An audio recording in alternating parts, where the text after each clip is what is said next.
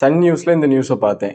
Sensex கடும் வீழ்ச்சி, 14 லட்சம் கோடியை இழந்த முதலீட்டாளர்கள்னு சொல்லிட்டு போட்டிருக்கு. இதுல யார் எதை இழந்தாங்கன்னு சொல்லிட்டு இந்த வீடியோல பார்ப்போம். முதல்ல மார்க்கெட் கேபிட்டலேஷன் என்னன்னு சொல்லிட்டு பார்ப்போம். உதாரணத்துக்கு டாடா ஸ்டீல் வந்து 1 கோடி ஷேர் வச்சிருக்காங்க.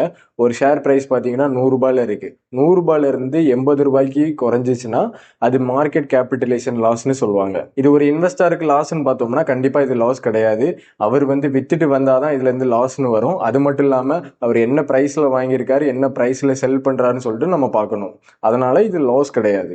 எந்த ஒரு பொருள் எடுத்துக்கிட்டாலும் ப்ரைஸ் ஃப்ளக்சுவேஷன் வந்து கண்டிப்பாக இருக்கும். அதனால வந்து அந்த பொருளை வாங்குறவங்க வந்து லாஸ் பண்ணிட்டான்னு அர்த்தம் கிடையாது. அதே மாதிரி தான் ஒரு இன்வெஸ்டருக்கு வந்து லாஸ் ஆயிருக்குன்னு நம்ம சொல்ல முடியாது. உதாரணத்துக்கு சென்செக்ஸ் பார்த்தோம்னா 100ல இருந்து தான் 76,000 வரைக்கும் வந்திருக்கு. நம்ம ஒரு லாங் டேர்முக்கு போகும்போது இந்த ஃப்ளக்சுவேஷன்லாம் நம்மளுக்கு ஒரு இஷ்யூவாகவே இருக்காது. அடுத்த தடவை நியூஸ் போடும்போது மார்க்கெட் கேபிட்டலைசேஷன் இறக்கிருக்குன்னு சொல்லிட்டு போடுங்க. முதலீட்டாளர்கள் லாஸ் பண்ணியிருக்கான்னு சொல்லிட்டு போடாதீங்க. இதனால யாருக்கு லாஸ்னா, இந்த நியூஸஸை பார்த்துட்டு பயந்துட்டு மார்க்கெட்டுக்கு வராமல் இருக்கிறவங்க தான் உண்மையாட்டு லாஸ் பண்ணவங்க. நீங்க எப்படி நியூஸஸ் போட்டு போயிருந்தீங்க? எங்க அம்மா இந்த நியூஸை பார்த்துட்டு, தம்பி ஒரே நாள்ல 14 லட்சம் கோடி காணாம போயிட்டான், உனக்கு எதுவும் பிரச்சனை இல்லையா அப்படின்னு சொல்லி கேட்காங்க. நான் லாங் டேர்ம் இன்வெஸ்டர்மா, எனக்கு ஒன்றும் பிரச்சனை கிடையாது. கடைசியாட்டி நியூஸ் சேனலுக்கு ஒரு ரெக்வஸ்ட், அடுத்த தடவை நியூஸ் போடும்போது வியூஸ் காண்டி போடாதீங்க, நியூஸ் காண்டி போடுங்க.